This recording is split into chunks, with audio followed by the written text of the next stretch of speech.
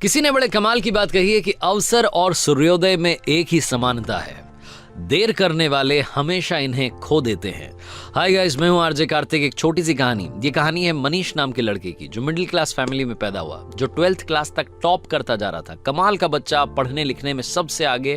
Family को उस पर गर्व था। फैमिली को लगता था कि ये बच्चा जब बड़ा हो जाएगा तो कुछ कमाल करेगा, हम लोगों की लाइफ बदल देगा, हमारी फैमिली में हैप्पीनेस आ जाएगी, सब कुछ बदल देगा सिर्फ और सिर्फ ये लड़का। लेकिन वो लड़का जब 12th क्लास पास करके कॉलेज में गया तो उसकी लाइफ बदल गई।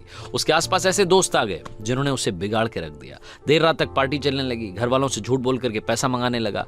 घर वालों को समझ में आ रहा था, उन्होंने एक दिन इसको समझाने की कोशिश की, लेकिन मनीष ने घर वालों को डांट दिया कि आप मुझे ज्ञान मत दीजिए, मुझे सब कुछ मालूम है और आपके ज्ञान से बात नहीं बनेगी, आप शांत रहिए, मैं अपनी जिंदगी जी लूंगा। घर वालों ने कुछ नहीं बोला। 1 साल के बाद में जब रिजल्ट आया तो मनीष एक सब्जेक्ट में फेल हो गया, और जहां ये फेल होने वाली बात आई वहीं ये बात इसके ईगो को हर्ट कर गई कि जो लड़का 12th तक टॉप करता आ रहा था वो कॉलेज में जाते ही फेल कैसे हो सकता है। और ये जो फेल होने वाली बात थी इसके मन में, इसके दिमाग में इतना घर कर गई कि ये घर में बंद हो गया, एक कमरे में रहने लग गया, घर वालों से बात करना बंद कर दिया, दोस्तों के फोन उठाना बंद कर दिया, यहां तक कि बाहर आना जाना बंद कर दिया। मनीष धीरे धीरे डिप्रेशन का शिकार हो रहा था। ऐसा लग रहा था कि उसकी लाइफ में यहीं पर ही ब्रेक लग जाएगा, सब कुछ खत्म हो जाएगा। मनीष जिस स्कूल में पढ़ता था, जहां से 12th पास आउट की थी, वहां के प्रिंसिपल को जब ये बात मालूम चली तो उन्होंने मनीष को अपने से मिलने के लिए बुलाया, डिनर पर बुलाया। वो इन्विटेशन ये रिजेक्ट नहीं कर सका, इसको मानना ही था कि न्योता आया था, प्रिंसिपल साहब के यहाँ जाना था। तो मनीष पहुंचा शाम में, और इसने देखा कि प्रिंसिपल साहब गार्डन में बैठे हुए थे, अंगीठी पर हाथ ताप रहे थे, सर्दी का माहौल था।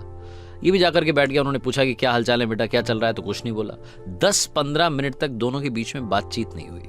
तो प्रिंसिपल साहब ने सोचा कि क्या अलग किया जाए। उन्होंने अंगीठी में से एक कोयले का टुकड़ा जल रहा था, उसको बाहर निकाला और धधकते हुए टुकड़े को मिट्टी में फेंक दिया। जैसे वो मिट्टी में फेंका, थोड़ी देर तो धधका, उसके बाद में वो बुझ गया। तब मनीष ने बोला कि सर, ये आपने क्या किया? एक कोयले का टुकड़ा जो अंदर जल रहा था, धधक रहा था, हमें गर्मी दे रहा था, उसको बाहर मिट्टी में फेंक दिया, बर्बाद कर दिया। तो प्रिंसिपल ने कहा कि बर्बाद कहां कर दिया, कौन सी बड़ी बात हुई, वापस इसको ठीक कर देते हैं। उन्होंने उस कोयले के टुकड़े को उठाया मिट्टी में से और वापस ला करके अंगीठी में डाल दिया। फिर से वो टुकड़ा थोड़ी देर बाद जलने लगा, गर्मी देने लगा। तो प्रिंसिपल ने पूछा कि बेटा कुछ समझ में आया? मनीष ने कहा नहीं। तो प्रिंसिपल ने कहा कि बेटा, मैं यही समझाने के लिए तुम्हें यहां बुला रहा था, ये जो कोयले का टुकड़ा है ये तुम हो। तुम जब अंगीठी से बाहर आए, गलत संगति में गए, मिट्टी में गए तो बुझ गए, लेकिन वापस आकर के जल सकते हो। शर्त यह है कि अब अंगीठी में वापस आना होगा, अपनी लाइफस्टाइल बदलनी होगी, अपने दोस्त बदलने होंगे। बस इतनी सी बात तुम्हें समझाने के लिए यहां बुलाना चाहता था। मनीष को सारी बात समझ में आ गई, उसकी लाइफ बदल गई। हम में से कई सारे लोग ऐसे हैं जो डिप्रेशन का शिकार हो रहे हैं सिर्फ और सिर्फ एक घटना की वजह से।